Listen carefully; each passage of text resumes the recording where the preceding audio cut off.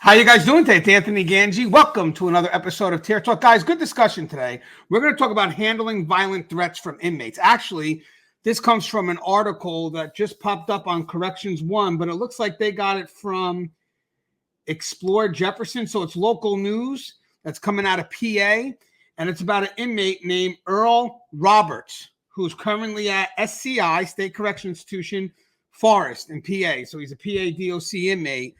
And he makes a threat, a serious threat, to a few of the officers. And after I read it, the story itself is a bit crazy. We may even touch on PREA a little bit. PREA is the Prison Rape Elimination Act, and how a policy in good intent actually tends to get misused. So, yes, we understand why the policy is needed, but we do need some fail-safes so staff can maintain control. But today's discussion is going to be more about what to do when you get a threat, and what can we hold the inmate responsible for? Because this is going to be a threat that he plans to carry out once he gets released. And with that said, if this inmate is maxing out, there's very little we can do. We can't hold them if they're maxing out. I don't know if he's maxing out or parole. I don't have too much details about that. It's not in the article, but I thought it'd be a great discussion. And guys, real quick before I bring on my guest, Joe Pomponio, if you get a chance, guys, make sure you get your hands on these books. These books are available on Amazon. So Inmate Manipulation Decoded and Breaking Boundaries, Understanding and Preventing Undue Familiarity in Corrections. Both these books are great reads. I'm telling you guys, the feedback is coming, and it's exactly where I want that feedback to be. It's very positive, and these books really complement each other well. If you guys are looking to develop a program related to inmate manipulation, guys, use the books. All the information is here. Take it. Do whatever you want with it. I put it out there so it could be used. And then I also have a few books out published by Blue 360 Media real quick. So obviously you guys are aware I've had these books on the market for a little bit.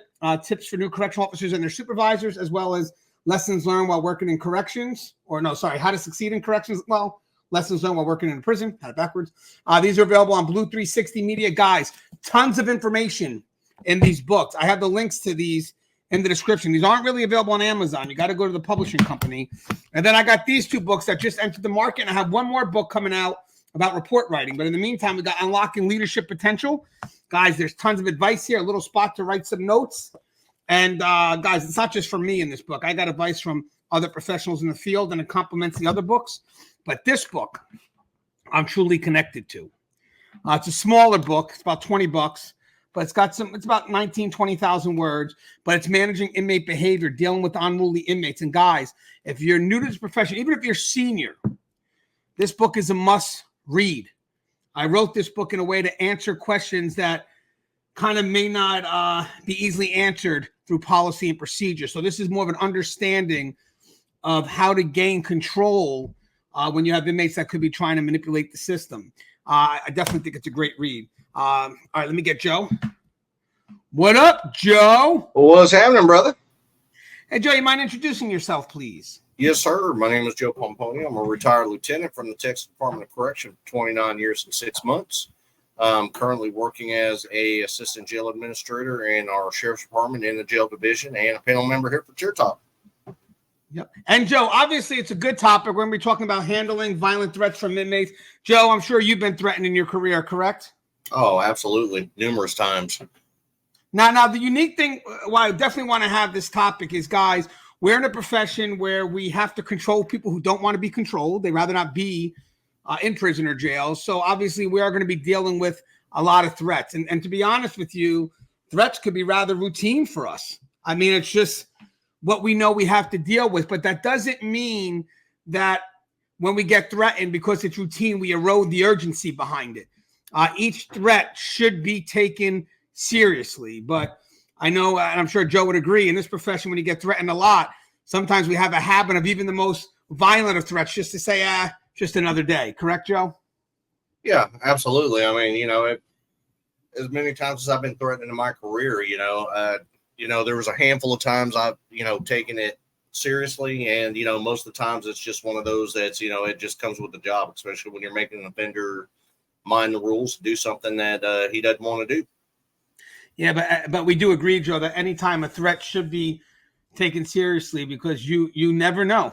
A porter that you worked with every day who's never been a problem could be the one that puts a knife in your throat. Absolutely. You know, Absolutely. it depends on where that pressure comes from. I want to read this article to you, Joe, and this is what's going to start the dialogue.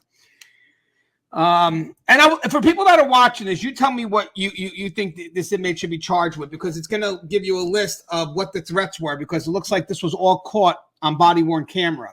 So the inmate, I got a picture of the inmate. It's right here. His name is Earl Roberts Jr., and he's 45. Okay, so let me just go ahead and read this article real quick, guys, so bear with me. It's the first time Joe's heard it, too.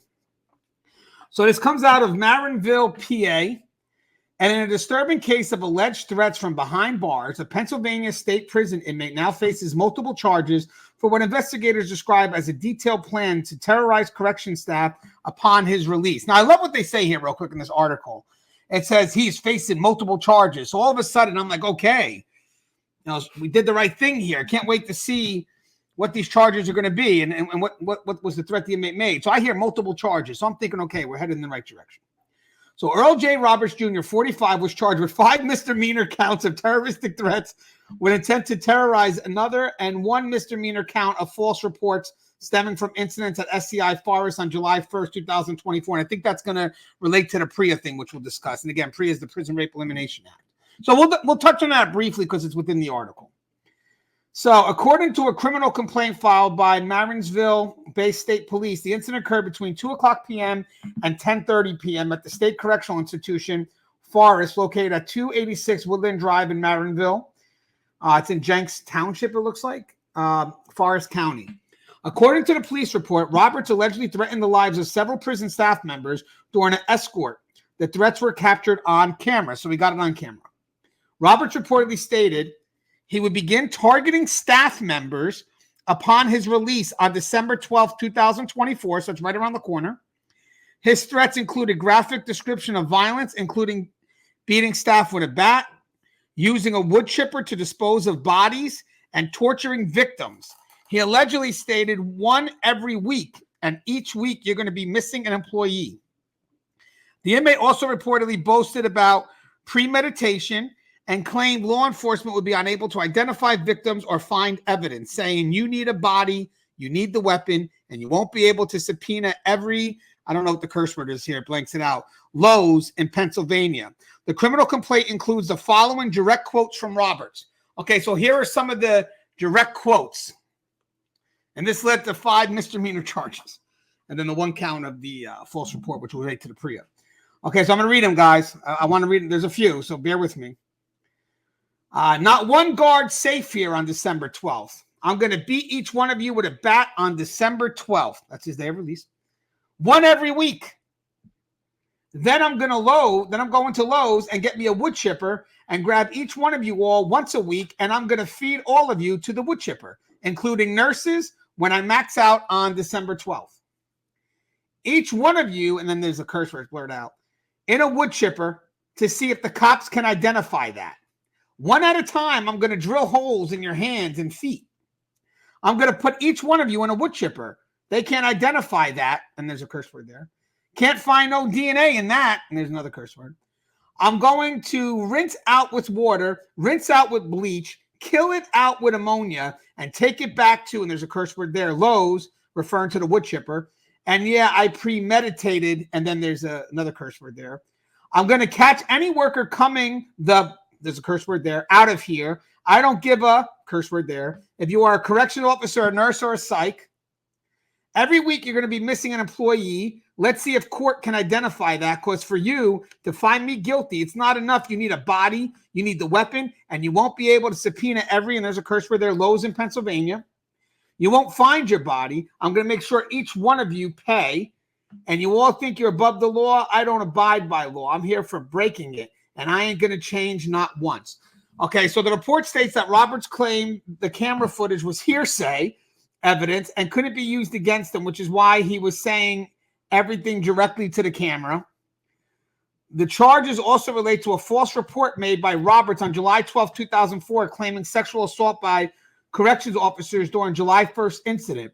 A Prison Rape Elimination Act investigation, including review of video footage, found no evidence to support the allegation. And bravo to PA on that one to follow through knowing that there wasn't enough evidence, there was conflict actually in what the inmate said, and to give him charges, because that helps out a lot, because that PREA, when inmates are able to misuse it, because it's an effort to gain control. So there's certain parts of policy that can give inmate a lot of control. I mean, yes, you have to protect the person who's making the allegation, and prison rape elimination was put into effect to kind of ensure that we provide a safe route for people to report these concerns, and that we show a zero tolerance for any sexual aggression, whether it's harassment, voyeurism, or sexual assault. Now, with that said, there's been other things that have been introduced to it, including making sure that inmates that are considered vulnerable are protected. That would include inmates that are transgender, inmates that have medical concerns, inmates that are maybe under 21 or over 65, whatever that is. But there are certain things in PREA that wind up giving the inmate an upper hand. And usually that relates to inmates wanting to choose who they sell with, or wanting to choose where they house, or if they want to sell alone. Because most of the time when they manipulate policy around PREA, it could relate to how they're housed, whether they want to pick their cellmate, be housed alone, or they want to pick the unit, or also could relate to our staffing and our ability to maintain control. There's part of PREA that relates to retaliation, which means if you're the inmate that makes the complaint, basically it tries to say that staff can't move you. It really pigeonholes staff to where they can't do their job. And there are some inmates that know they're going to be charged. So I could say, like, Joe has been harassing me, so I'm going to put a PREA on Joe. And now later on, if Joe tries to write me, he's only retaliating against me because I wrote a PREA on him. And it really leaves the officer or the facility with no level of control, because the inmate is trying to basically throw everything out there. Here, I put a PREA allegation on him, so I'm the victim. Now you got to protect me. And if Joe decides to write me later on, he's only writing me because I put the PREA allegation on him, which, I mean, think about how hard that would be for the officer now to run the unit. And there's a lot of people that work in corrections that understand where I'm coming from. So I think when it comes to that retaliation, it's more than just saying it. You better be able to prove it. You better be able to prove that Joe only wrote you up because you wrote him a PREA, or whatever the case may be. But that retaliation is really just thrown around a lot for an effort to control. And as I said, right from this article here, it's great that the SCIPA charged them, because they know how much those false reports affect daily operations.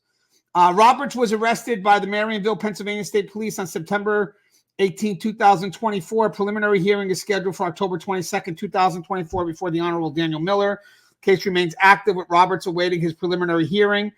He has not requested a public defender according to court records, and the Forest County District Attorney's Office is representing the Commonwealth in the state. So, Joe, there's a couple of things here. So real quick, Joe, I did a lot right now when I read the article. I mentioned about PREA, and I mentioned about the threats. So before we get into the deep dive discussion real quick about what we could do to handle these complaints, what the inmate can be held for, what staff got to do, maybe an effort to report it, let's talk a little bit about PREA, because it's mentioned here, and the efforts that SCI did to charge him for falsely documenting a sexual assault, it looks like. I mean, is this something you're familiar with, the efforts that inmates do to control maybe staff or just operations or whatever they want to control by using a false allegation?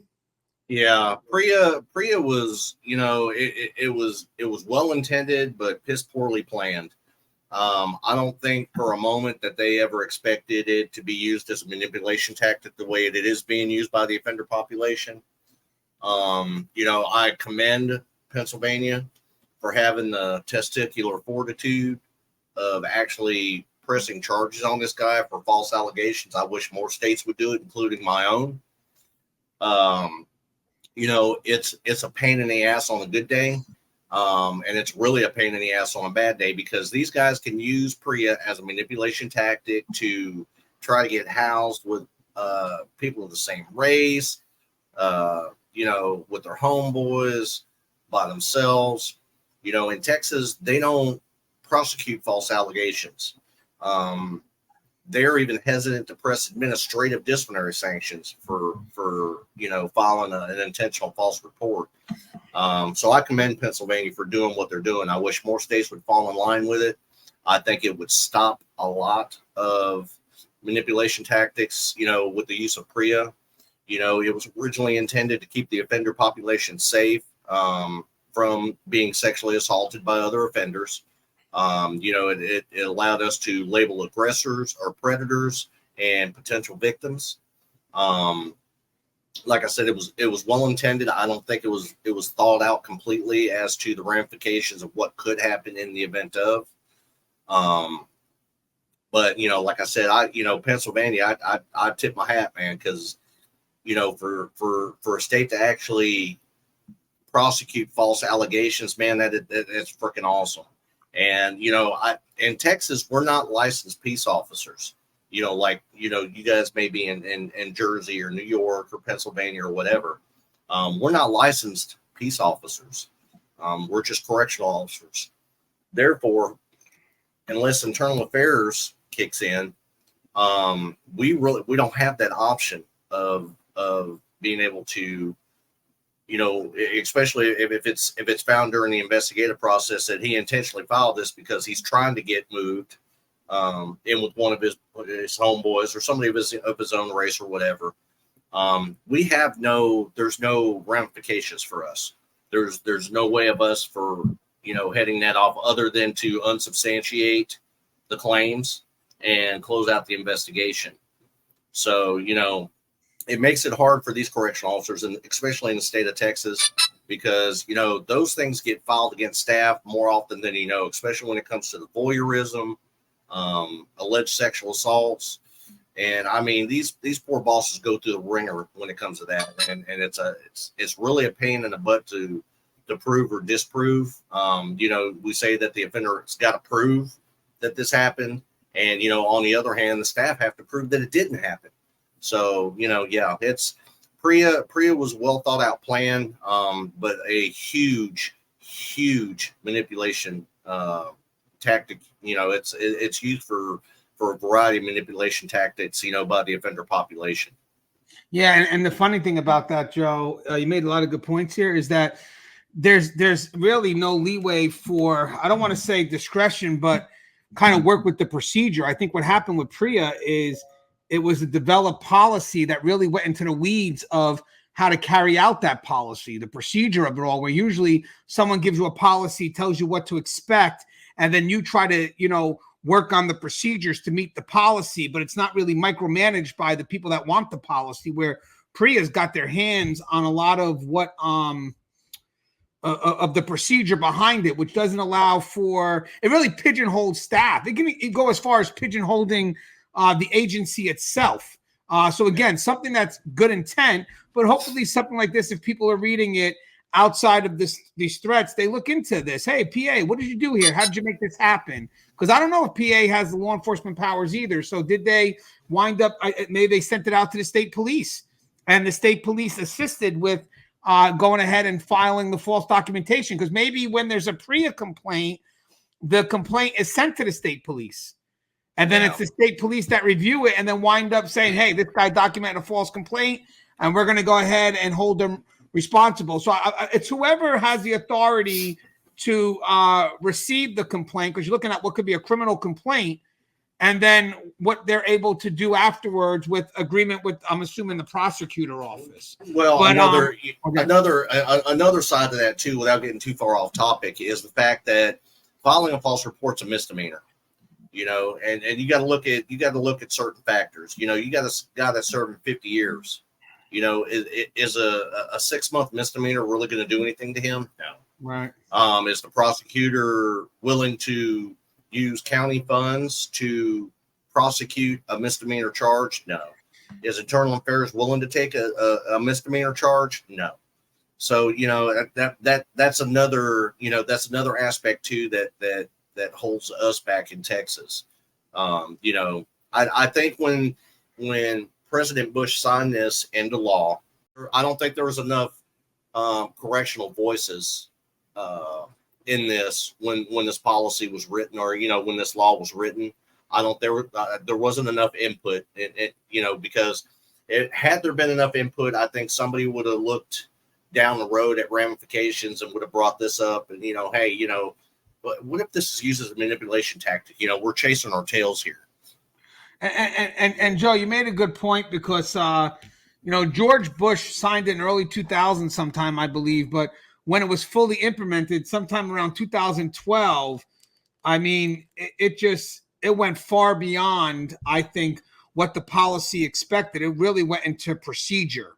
And I think that's what limited a lot of facilities. And at some point, there were also some states or some agencies that said, hey, this is too much. I mean, of course, we're already doing these things. If an inmate's been sexually assaulted, of course, we're reporting it and we're doing everything. So I think what's funny about it all is it's not like we ignored it and all of a sudden PREA comes in and now we're doing it. No, it's just, you know, someone just wanted to put their name on it. And unfortunately, it wound up interfering with a lot of the procedures that we have. So I guess we got to try to figure out where to meet that balance. So SCI Forest, great job. That just kind of, or if it's the, Martinsville, whatever, the state, great job.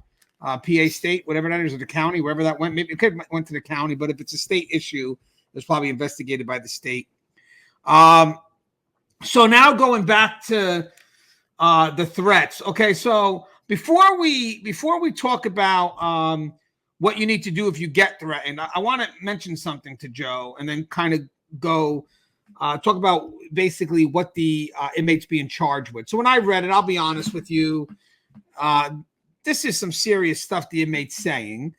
And obviously, maybe he was doing it for fun because he knew the camera was recording, but we don't know that. And I wouldn't lean towards him being funny. You have to lean towards universal precaution. I mean, this is really detailed. I'm going to get somebody once a week, put him in a wood chipper. You know, I mean, it's pretty planned out. You know, you're not going to be able to identify him. I mean, it's pretty crazy. Now, I don't know, conspiracy or whatnot, but first, I didn't like the big misdemeanor thing. I think that in some cases I've seen states really charge terroristic threats, but pushed on the felony side.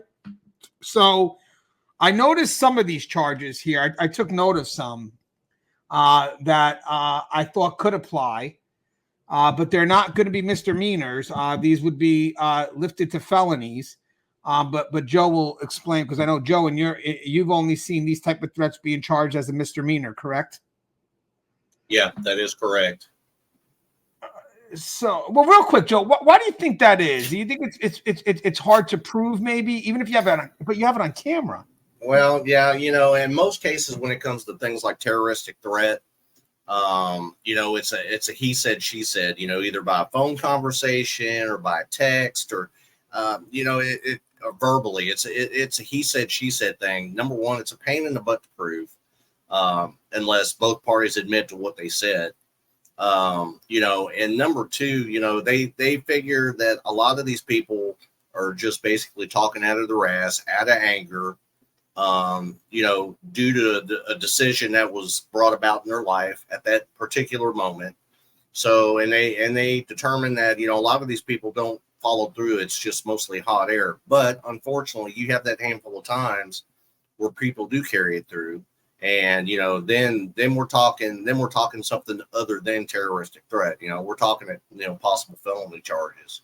You know, the other, especially when it comes to staff, the only other thing that, you know, the only other charge that comes off the top of my head is maybe harassment of a public servant. Again, it's a misdemeanor. You know, unless they assault, and then of course then you're talking big boy gang. You're talking about felony.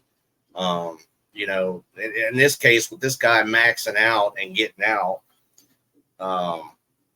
you know, I don't know what the best outcome would be other than to, you know, have every single employee file a restraining order. Or, I want to get to that. You know what I mean? So. Yeah.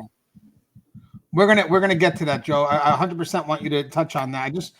I looked up, you know, basically why terroristic threats made by an inmate may only be a misdemeanor in some states. So this is what I got so far. It says the classification of terroristic threats made by an inmate as a misdemeanor in some states rather than a felony often depends on various legal factors, including the specific wording of the statute, the intent of the threat, and the context in which the threat is made.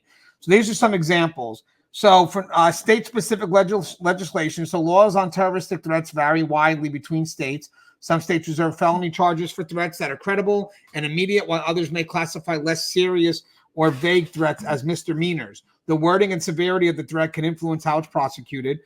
Then you got the intent and capability. So in many cases, for a threat to be elevated to a felony, the prosecution must prove that the inmate had the intent to carry out the threat or that's posed a significant immediate danger. If the threat is deemed less serious or non-imminent, for example, an offhand remark, it may be treated as a misdemeanor. This is the one that's tough. Overcrowding and judicial resources. Some states are cautious about overloading their criminal justice system with felony cases, especially in situations where the threat is not considered severe. Prosecutors may opt for misdemeanor charges to avoid additional strain on the courts and correctional facilities, even though I feel this is a good threat. I mean, maybe it leans towards the intent and capability. I don't know. Proportionality of punishment. So misdemeanors often carry shorter sentences and smaller fines compared to felonies. In cases where the threat is deemed serious but not substantial enough to warrant long-term imprisonment, a misdemeanor may be seen as more proportionate punishment. And then the First Amendment consideration. Threats can sometimes involve free speech issues, and some states may be more lenient with charging terroristic threats, especially if the threat is viewed as protected speech, like venting or exaggerated statements, and lacks the intent to cause actual harm, which obviously I don't think. I think it was pretty serious. So I was actually pushing for the terroristic threat. So threatening to kill officers or harm them after release would typically result in felony. It's here. It said could typically result in felony charges as the threat is severe, premeditated, and credible. The criminal threat, threatening murder or serious harm, falls under criminal threats in many jurisdictions. The retaliation against public officials. So threatening officers in retaliation for their duties could be an additional felony charge. And there's one threat that he says here, Joe, that I found could fall into retaliation. Let me just read you that one, because I found that this one threat that he mentioned, where is it? Let me see. One at a time. I'm going to drill each one of you in a wood chipper. Then I'm going to want to be weak, not one guard here. There's one here where he says, give me a second, guys. Bear with me. You all think you're above the law. I don't abide by the law. I'm here for breaking it, and it ain't going to change not once.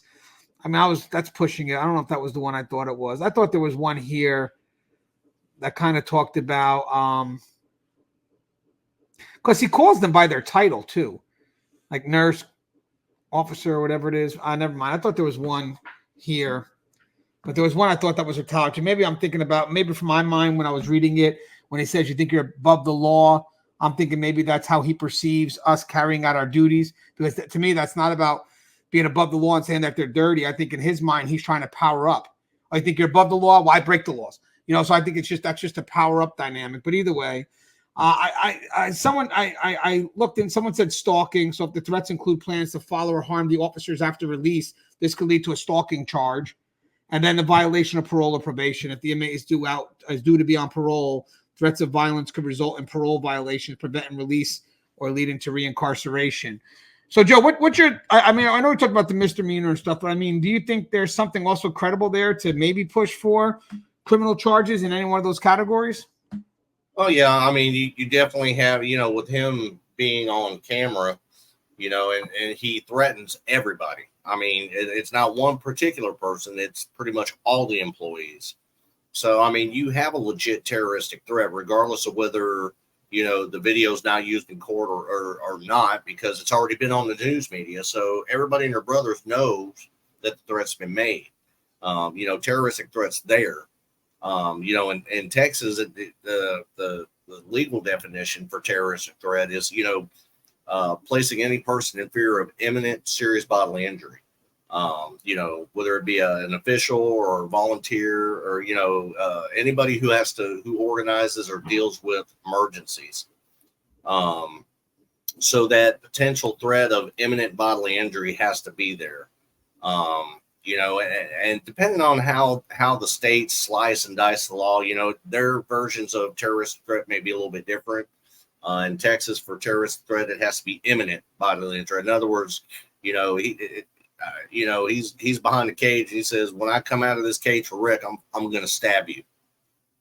That's imminent, threat of bodily injury. Where this guy's talking about further on down the road, I would definitely want to pursue the the terroristic threat aspect. The harassment of public servant, that's a little more in depth. I mean, it could be a third degree felony here in Texas. But that law here basically covers people that work in penal institutions, such as the Texas Department of Corrections. And it's specific, that law specifically is spelled out that way here. And in order for that law, their definition of harassment is anybody who comes in contact with any kind of bodily fluid, that kind of nature, getting choked on. So, it's a lot of it, like I said, a lot of it depends on how the state's penal codes are worded and carried out. And Joe, I think the reason why I said retaliatory, I'm trying to get that in, is when he says, I'm going to catch any worker coming whatever the curse word is, out of here. I don't give a whatever the curse word is. If you are a correctional officer, a nurse, or a psych. So I was thinking because he used the title. So when you're targeting someone's position or role, such as a warden, officer, judge, whatever, it could be seen as retaliatory, particularly in a correctional setting. Here's why. Retaliation against authority. So in many cases, threats made against someone's title or position rather than the individual are still considered serious, especially in the context of inmates targeting officials or staff. Such threats are often viewed as attempts to intimidate or retaliate against those who hold authority. For instance, if an inmate says something like, I'll get whoever's the warden, even though the threat isn't directed at a specific person, it's still considered a retaliatory threat against the role. Intent to undermine or intimidate in many legal jurisdictions, not just who the threat is made against, but the intent behind it that matters. If the inmate's intention is to retaliate against someone for their official action or to disrupt the system by threatening whoever holds the position, it can be seen as retaliatory behavior, which is often treated seriously in the correctional system. Then you have a protected class of individuals. People in certain roles, such as law enforcement, judges, or correctional staff, are often given extra protection under the law. Even if a threat is made generically to the title, such as I'll kill the next officer I see, it can still be viewed as retaliation or attempt to interfere with the functions of justice or corrections. In some states, this could elevate the charge depending on the context and the seriousness of the threat. And the last one is the institutional security. Correctional facilities are particularly sensitive to threats, even if they're not directed at a specific person. Any attempt by an inmate to retaliate against the authority or the institution itself can be seen as a threat to institutional security, and such behavior may be prosecuted accordingly. It's still good to know. If people are watching this, this is good information for you to have if you want to try that route, even though it looks like they went with the misdemeanor route. I'm thinking they went with the misdemeanor route. I could be wrong, but maybe they meant with the misdemeanor route, because I think it's just it's a lot of work to maybe something that's hard to prove, and they may not want to put all that effort in and then come up with nothing. Saying in Texas, the retaliation law, specifically, outlines it as a felony if you tamper with a juror, threaten a juror, or if you threaten a public servant and bodily harm actually is a result of his actions. So, I'm pretty sure they probably went with the safe bet of, probably terroristic threat, I'm sure. Right. And then I got one last thing, Joe. So it's just basically going to talk about what you should do if you are threatened. Now, we talked about at the very beginning that I know this could be rather routine for most of us, just because we do our job, and the inmates kind of may want to intimidate. So this could be something that they do if they think that there's a weakness or that it will affect you. Or in some cases, they could just be so mad at you that they decide to do it. But with that said, I want people to know that no matter what the threat is, even as a joke, it should always be taken serious, because you never know if it could be carried out. And I think it's something that needs to be documented. 100% needs to be documented. So the first thing we got is you report the threat immediately. So officers should immediately report the threat to supervisors, facility administration, and legal counsel, if possible for legal counsel. The written reports file the detailed report documenting the threat, including evidence. So if it's on body camera footage, that's great. And then I think whether it's the institution that does it, like the leadership of the institution, or whether it's the union, I mean, it depends on the facility, but hopefully once the leadership gets the report and sees that you have been threatened, a couple of measures should come in play, which means that the investigation's got to investigate the threat, looking at the seriousness, talking to the inmate, talking to the staff. maybe go so far as checking some phone calls, checking some letters. I mean, really do your due diligence in investigating this inmate to see what the likelihood is. But you also need to interview that officer and don't allow them to have inmate contact until you talk to them, make them aware of the threat because they need to know that there's a threat, and then see if they're able to go back to work. The officer should not, once they're threatened, should not be in an area with inmates until they're aware of the threat, which should come from the investigative division. And then the officer signs some documentation that making them know, putting out that they're aware of the threat, or whoever the staff member is. They're aware of what measures we're taking to mitigate the threat. And then basically ask the staff member, are you okay with going back to work? And once that's all done, we can go ahead and clear that person back to work. And then this inmate from making the threat will most likely be placed in some type of investigative housing. And then once the investigation is kind of moving forward or completed, whatever it is, you still can send the inmate out to another facility so they can't act on threat, especially if the threat is very specific. I'm not talking about a threat that says I'm going to kill all officers that are coming to me. I mean, that may be definitely someone you want to ship out to a more management control unit, but sometimes inmates put out these general threats. And I mean, you have to assume, at any point that, there's always going to be that danger. But if they're putting out threats in general, that I'm going to kill every officer, then pretty much they're seen as a threat to everyone. So someone's got to be able to manage them. It's usually when they make that specific threat that's it's a concern. I'm not going to kill every officer, but I'm going to kill you, Joe. So now our job specifically is we have to protect Joe. Because now if something happens to Joe, we have the written down and documented a great report written by Joe that states that inmates specifically threatened him. So I would like to see immediate action on that. But if you get the inmates that generally, I'm going to kill everyone, whatever it is, that's not as easy. But maybe eventually if they keep on doing it and they start to act out, maybe you could look at some type of management control. But what's your thoughts on all that, Joe? And then the notifying the internal affairs part, the internal investigative unit should be informed to pursue an investigation and collect further evidence. What's your thoughts on documentation? What should a facility do? Stuff like that. Absolutely, you should document it. The first thing you want to do, especially if you're the person that's being threatened, if you're the correctional officer that's being threatened, the first thing you want to do is notify your supervisor, let them know what was said, be specific, be truthful, be factual. The second thing we're going to do is we're going to start initiate administrative sanctions on our side, whether we take him to a restrictive housing unit, or place him in an isolation somewhere. But or some sort of pre-hearing detention, depending, however it's worded in your state. But we're definitely going to start administrative sanctions. We're going to write him a case for threatening an officer. We're going to be very factual and very specific in that disciplinary offense report. We'll take it from there and forward a copy to, internal affairs, or what we call Office of Inspector General down here, just so they're aware that a threat was made. Sometimes they may accept the charges depending on this guy's history, because, certain charges are enhanceable given, criminal histories and stuff like that. So they may be able to produce a felony out of that and charge him with it. And sometimes, if it's just a misdemeanor level charge, like I said, it's kind of a double-edged sword, because, he might have committed a crime by saying what he said. But internal affairs may not be willing to take the charges because the prosecutor or the DA may not take the charge. But we still have the administrative sanctions that we can place, but we're still going to notify them irregardless, just so there's a paper trail on it. There's something on record saying that, hey, this officer was threatened, in case something happens, down the line.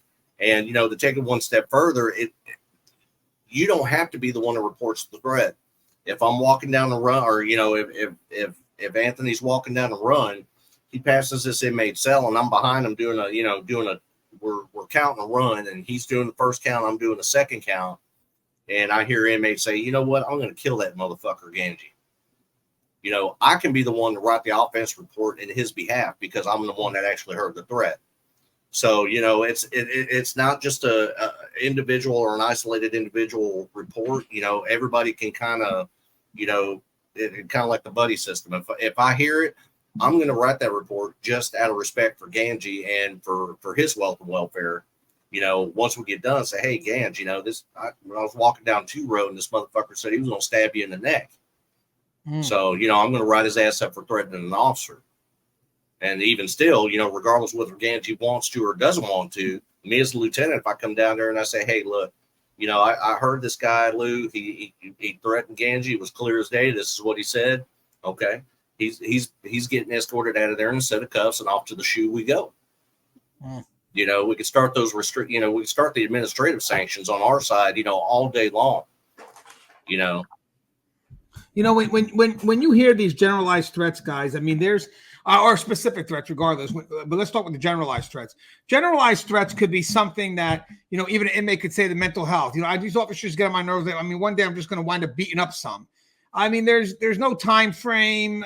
There's no one they're looking to attack. So, I mean, it could just be a generalized threat where mental health may figure they could work with the individual, and they may not even necessarily always report that one because it's very general. But when it comes to something that's either specific with who or specific with an action or time, it's a bit different. Like we talked about, I'm going to kill Joe, or I'm going to kill the next officer that opens up my cell. There's no name there, but it's specific in the action of what they're going to do. Or tomorrow morning, I think I'm going to do something foolish.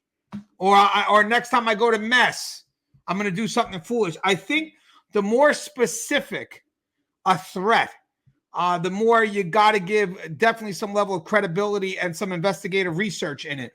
To me, the threat made by Earl Roberts is very specific. He may not name the officers' names, but he's naming specifically what he's going to do each week with an officer. So right after December 12th, so there's a time that's specific. There's one a week. There's the planning of what he's going to do, you know, all the way down to covering up his crime and not making sure these officers' bodies could be discovered. I think that's a very specific threat. And he's obviously could be talking to the officers that are directly in front of him. You know what I mean? But to me, the actions of that threat is a concern. And then obviously it's pretty specific because the first thing I would look at is, hey, is this inmate leaving December 12th? Oh, he is. You know, that's the first thing. I know it sounds crazy, but if I saw the inmate making those threats and he said that date, the first thing I would look at is through his files to see when this person is leaving. You know, it would be the first. And if that date is that date, you know, I mean, you could have someone saying, I'm leaving December 12th, but they got a natural life sentence. They ain't going anywhere.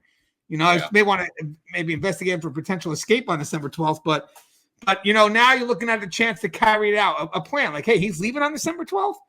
So now I want to check his phone calls, whatever he's coming, check the mail. I mean, if this guy is leaving and they're only doing misdemeanors, I hope the investigative divisions are going to be checking phone calls and mail, whatever, straight through until he leaves, if that's the case. So there's another avenue we got here, Joe. So, you know, you work with the facility, but some case, if you feel that's not enough, maybe the facility just isn't meeting what you think they should meet. You know, you can engage legal and law enforcement. So basically, maybe with the union or on your own. So someone mentioned we have seek criminal charges. So officers can push for criminal charges like terroristic threats or intimidation to be filed against the inmate. Sometimes, I mean, you could maybe have the union help if there's a union.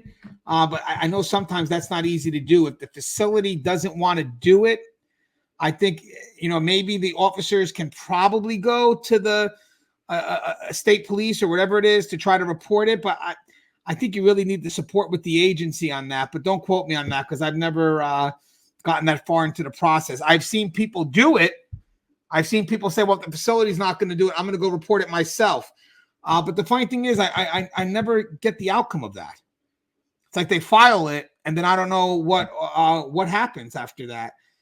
Joe mentioned before protective orders. I think this is great. You know, apply for restraining order or protective order once the inmate is released to prohibit contact or proximity. And guys, those restraining orders can be delivered directly to the inmate.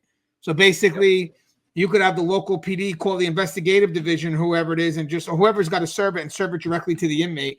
And then you got, we talked about notify local law enforcement, inform local police of the inmate's release and the threats made, ensuring they're aware and can monitor the situation post-release. A little bit reactive, but what's your thoughts on all that, Joe?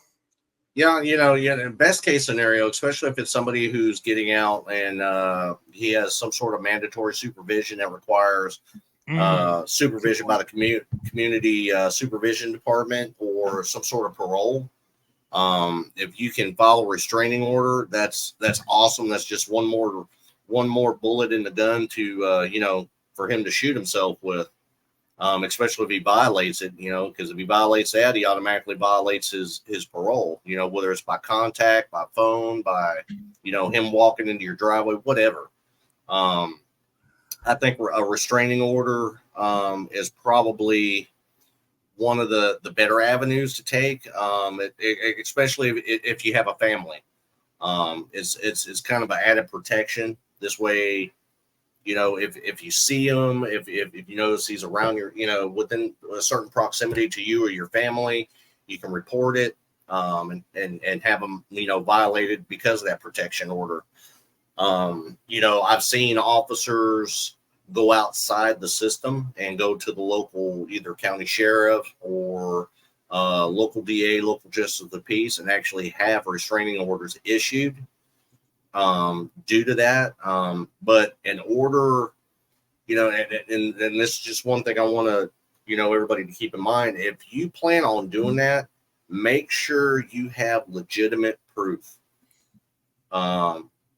Could be a copy of the disciplinary that you wrote for threatening an officer while you're on the job, because it's a piece of official record.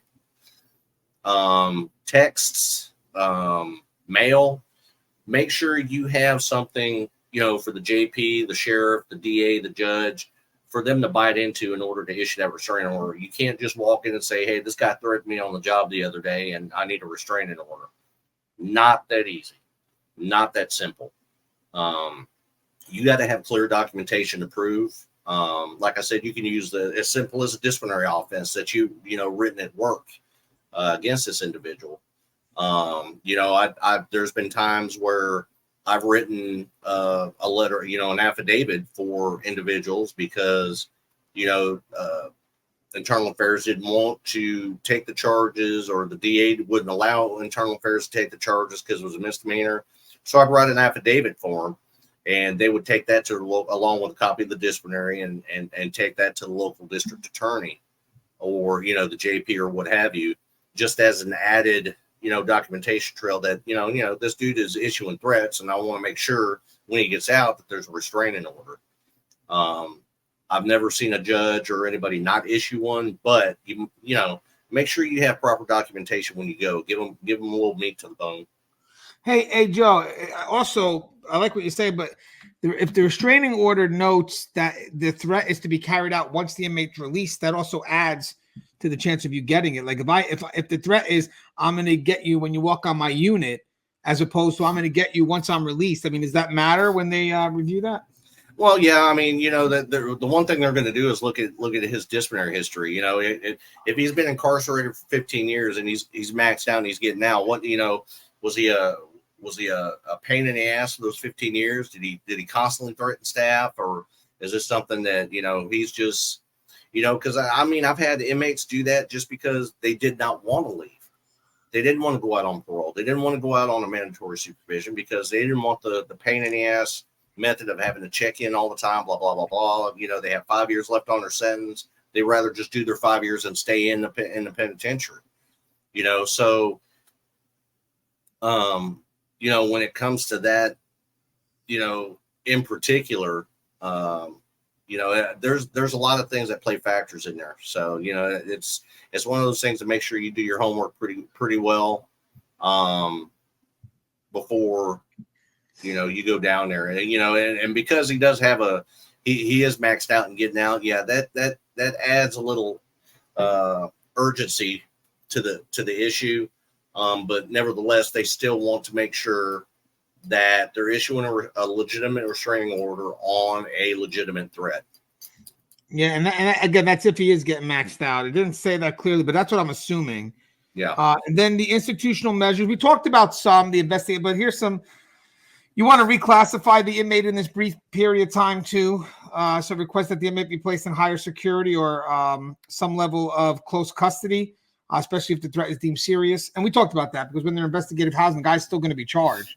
So even if they go to another facility, he's going to be charged. So if they're not going to do nothing on the streets institutionally, like Joe said, or administratively, we're still going to charge them, and they'll be doing time in a close custody unit.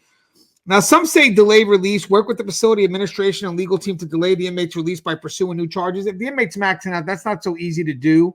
I mean, in Texas, if he's maxing out, you cannot hold him. Yeah, he's got to be cut loose. Yeah, and the thing, what you could do is you could see if you know the prosecutor's going to take the charges, then you could rush to maybe get a detainer from the county, and then basically he could get released into the hands of the county. But to be honest with you, I don't see that. It's a crapshoot.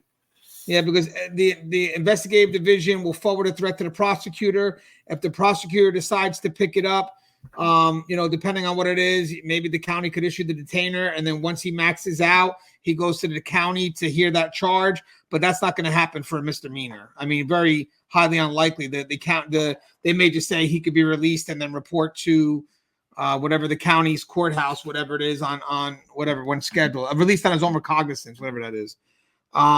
And then you got the parole conditions. This is pretty unique, as Joe mentioned before, but the parole is you can assure that the inmate's parole conditions. Now, this is if you have a good working relationship for parole. So hopefully that.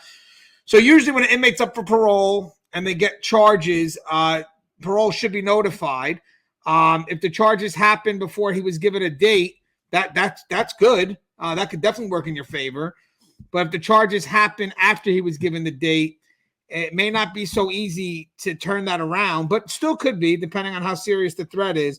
But I've known people that have worked with parole to set conditions, including restrictions, such as where they can live or who they can contact post-release. And that can so if I can't get the restraining order, maybe I can get some conditions with parole that could mean if they violate those conditions, like trying to contact one of our officers, trying to reach out to them, let's say through social media or through the phone, whatever it is, that could be a violation of their parole, whatever it is, and then be sent back. Does that make sense, Joe, so far or no? Absolutely, yeah. Our parole here in Texas is part of our correctional system, so they're actually under the same umbrella.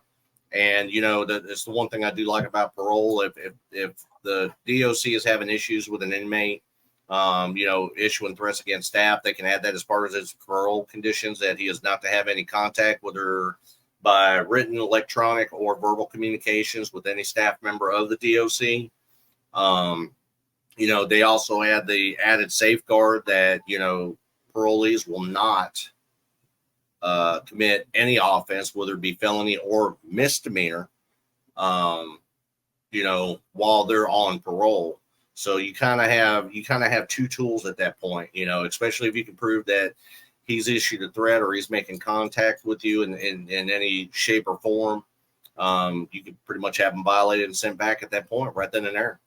Yeah, and guys, this may be something obviously that if you're the officer being threatened, you're going to have to work with either the Internal Affairs Division or your administrative team, because they have direct contact with parole, and I think they may be able to communicate something that can help, make those conditions happen. Because again, now you have people in high positions talking about it, and now everybody's in agreement that these are things that should be done to at least protect the staff member who's been threatened. I got some post-release safety measures here. So personal safety planning. We talked about notifying law enforcement about the inmate's release and the nature of the threat. I think that's something you could do on your own. Mention, hey, I got this threat. As you said, this is proof the guy's getting released. Just maybe if you could have a cruiser stop by once in a while or check in on us, or I think that's a great idea. And I think most law enforcement would help out with that. Varied daily routines to make it harder for the inmate to follow or find them. You have to assume, sadly enough, that these inmates can easily discover your routine. So just be wary when you're doing things that are very predictable. Like if you like this place to eat, be very wary of going to that place every day. I think that makes sense. Install home security systems such as cameras, alarms, and lighting. Carry personal protection if you're allowed, pepper spray or legally owned firearms. And increase communication. Keep family members, other officers, and local law enforcement informed about any concerns or incidents. I know if Russ was on, Russ had threats to him that made it to the outside, and he didn't hide it from the family. I mean, he was able to say it in a manner that didn't make everybody paranoid, but I think at that point he had to let his family know because it was going to be a threat that was going to be carried out on his home life. But Joe, what do you think about all those measures there? Yeah, I mean, they're absolutely correct measures to take. You know, you never want to be predictable. I mean, you really don't want to be predictable with or without the threat. You know, you never know who's watching you. It could be a burglar, you know, murder, whatever. Don't be predictable. You know, don't fall into the same routine. Change it up. You know, have good communication with your family members regarding it, just so they're aware. You know, you don't want to scare them to death with it, but just, you know, make them aware that they're, hey, this guy threatened me at work. You know, I really don't think anything's going to come of it, but, you know, I just want to let you know the threat's there. So if you see somebody following you with a vehicle, on foot, whatever, call me, you know, so I know and we can act on it. You know, personal protection. I always encourage somebody to carry personal protection, whether it be, you know, pepper spray or a firearm, you know, stun gun, whatever. You know, and not just because of the inmate. I mean, the society we're in today, you don't know what the hell you're dealing with. So, you know, I ultimately recommend that, you know, and be aware of your surroundings, you know, that what if game, you know, play that what if game, you know, I play the what if game in life just as much as I do in my profession. Yeah. And Joe, I have two more things here. Legal action and post release. If you continue to get threats, especially the hit up on that social media, that seems to be a pretty big thing now with social media. I mean, inmates can find you on social media. So sometimes I actually think the moment they contact you on social media, it doesn't matter what they say. I would consider that as a threat. I report it to my agency, report it to my internal affairs division, report it to the local law enforcement, whatever I got to do. I don't care if it just says hi. I hope all is well. And hopefully paroles already have the violations in place about contacting, because social media is definitely something you have to be wary about. So even if it's in good intent, it doesn't matter. Report that all over the place. One, because you're supposed to, and two, it's for your own safety. You go for filing new charges. If that's the case, if the inmate continues to make threats or violates a protective order, officers can file new charges that could lead to rearrest. And guys, when this happens on the home life, this is not. I mean, you'll let the institution know, but you're not going for the institution for approval. This is going to be a lot different than being threatened at the prison. You know, if I'm being threatened at home now, and I can know it, I'm going right to the local law enforcement. I'm sorry, institution. This is between me and the local law enforcement right now, because this is my home life. And usually, obviously, that I mean, you could let your institution know what you're doing. I mean, in most cases, you'll have to, but right now, this is between you and your local law enforcement, because this is your home life. And then the civil lawsuit, I like, you know, officers may pursue civil action for emotional distress or harassment caused by the inmate's threats. And I think that's definitely something that should be seen, whether you can get something from them or not. The point is, it just puts more of it on record. What's your thoughts of that, Joe? Yeah, you know, when it comes to the civil aspect, you know, it's kind of a last ditch effort for me, because, you know, most of them are you got to find a lawyer willing to take it, and, you know, again, it's got to be well documented. You know, it can't be just a one or two type threat situation. You know, it's just one of those things where, you know, we get threatened every day, sometimes multiple times a day. But, you know, in your heart and in your gut, you know what threats are credible. You know when it's time to, you know, look at, you know, making sure that your family's protected. You know, it's just, you know, what do they say? The gut doesn't lie. You know, trust your gut. You know, we got to have thick skin for this job anyway. You know, we always get threatened. You know, if I flipped out every time that I got threatened, I'd have been a basket case for me and my family. I got one more area, Joe, before we wrap it up. And this is basically the workplace support. So I got peer and supervisory support, seek support from supervisors and peers. Many facilities offer counseling and mental health services for officers facing threats, because it could be very overwhelming. It could demotivate you. That's why inmates will try to intimidate, because they know that it could demotivate you from doing your job. And it makes sense. It's I get it. It makes sense. So you also don't want to get to the point where you're paranoid. So I know this may be tough to hear, but if you're being threatened, and it's a tough job that you have, so obviously you're going to get the threats. You're holding people responsible and accountable for negative behavior. So in a place where they don't want to be, so of course you're going to get threatened. And you have to come in knowing that can happen. You still have to stay motivated to do your job, and don't let the intimidation that they're trying to push on you make you become paranoid to the point where you're not doing your job, because at that point, you're also not being effective for us on a greater scale. So when you know that that's starting to get to you, I think it's good to start seeking counseling and, trusting that the facility is doing what's correct to mitigate the threat, so you can go ahead and be empowered to do your job. And the facility should be doing what's correct, like some of the steps that we mentioned, and this will keep you empowered and motivated. But if you feel at this point that maybe there's a lack of trust this way, or you just don't feel safe, this job isn't for you, I think you have to go. And the only reason why I'm going to say that, and it's not a negative thing, it's not, you're not going because you're a coward. That's not what I'm saying. It's you're no longer going to be effective, and people are relying on you to be effective. So I think at that point here, it's okay to take that punch on the chin and say, I'm out. This isn't for me. I didn't think this was going to affect me in that way. But unfortunately it is. And I no longer feel that I can be effective to keep you guys safe, because I'm concerned about doing these things, because they've mentioned that if I do these things, this could happen to me. And I know that does happen. I know people who have left the profession because they just felt that there was the potential for that threat to be carried out. And, especially not just on that person, but usually when they have a family, and sometimes inmates know. Inmates know if you're a coward, I'm going to come at you. And that's all I need. But when you're a strong individual and you're doing your job, I'm going to come after your family.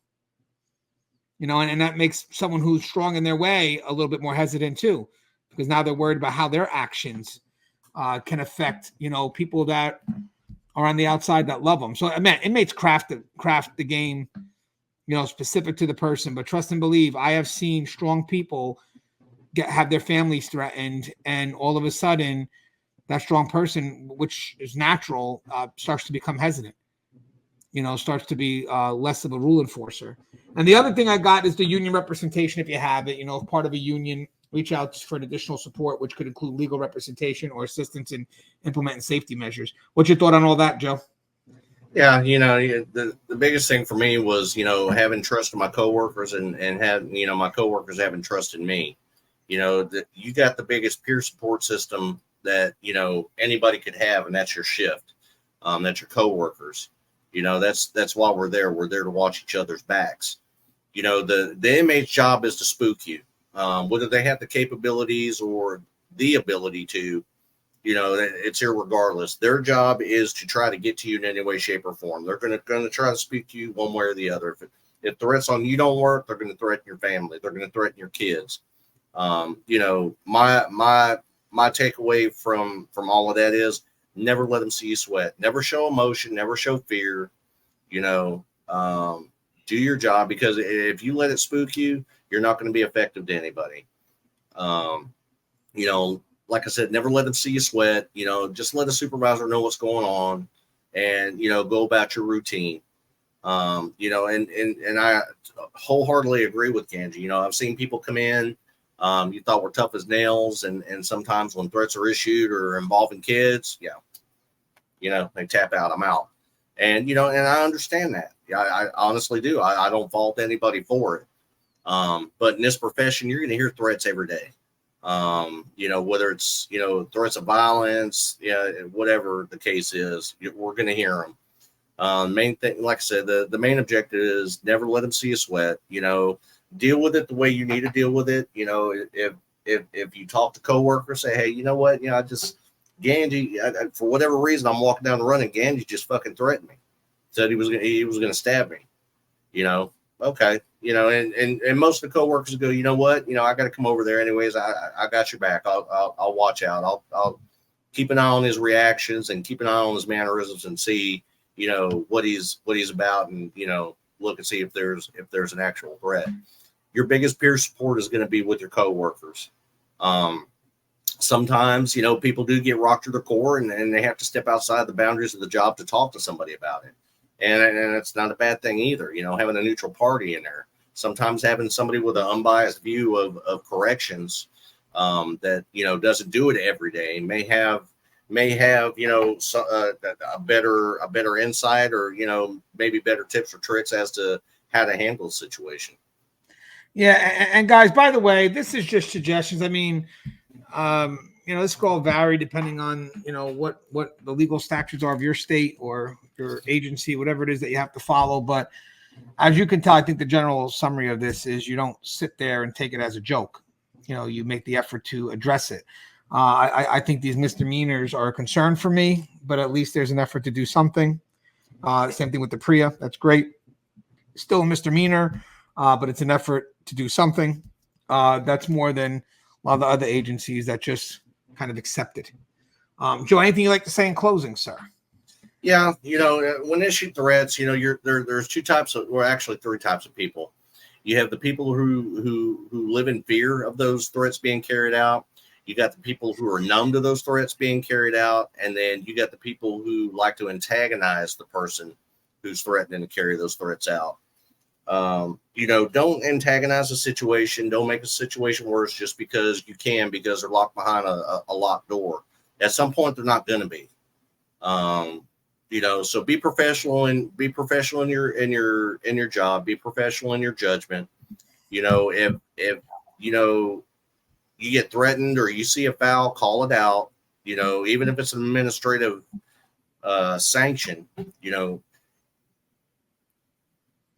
follow through with it, because that's going to let the offender know, or the inmate know, that you're not going to take it.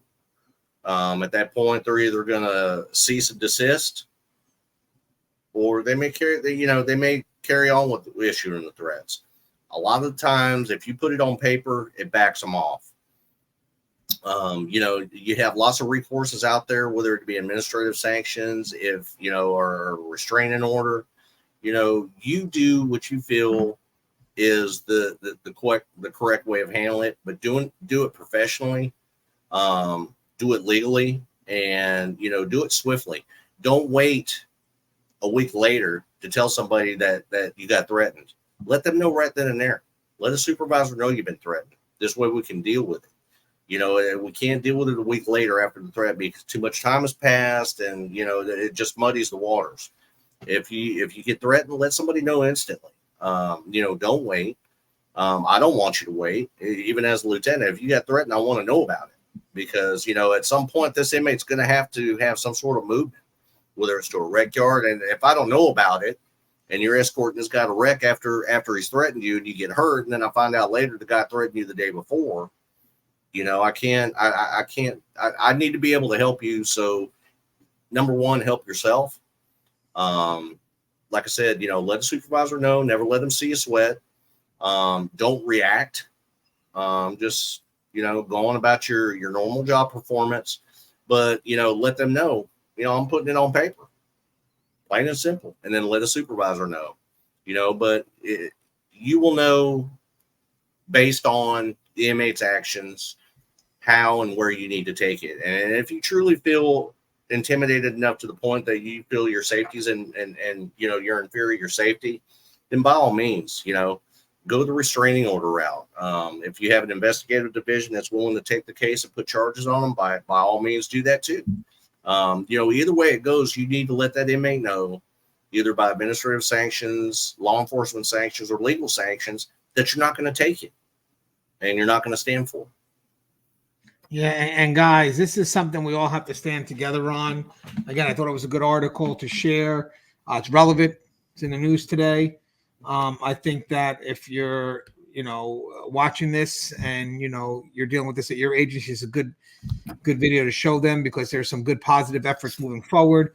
But there's still always going to be an extra push that I think we mentioned in this episode to, let's see this thing to completion. And now that I got my mind a little curious, I'm going to see if I can follow up on anybody who has gone on their own after being assaulted, let's say in a prison, and filed something on their own to the county or to the local law enforcement. What was the outcome of that on their own, outside of the agency support? I'm curious because I know Rikers was a big thing on that with the sexual assaults. When they felt that the facility wasn't doing enough, a lot of the officers were going over to the local police station and processing it. And I don't know, never followed up on the outcomes of that for some reason. I have a few friends out there. I'll talk to them. I'm curious to see how that acts. Maybe I'll squeeze that into the next episode. And guys, we'll try to do a show tomorrow if possible with Russ. Have him on. And as always, guys, show us Tear Talk. If you haven't, please subscribe, interact, engage, comment, hit that bell. Bell's going to notify you every time I post a video. Stay safe.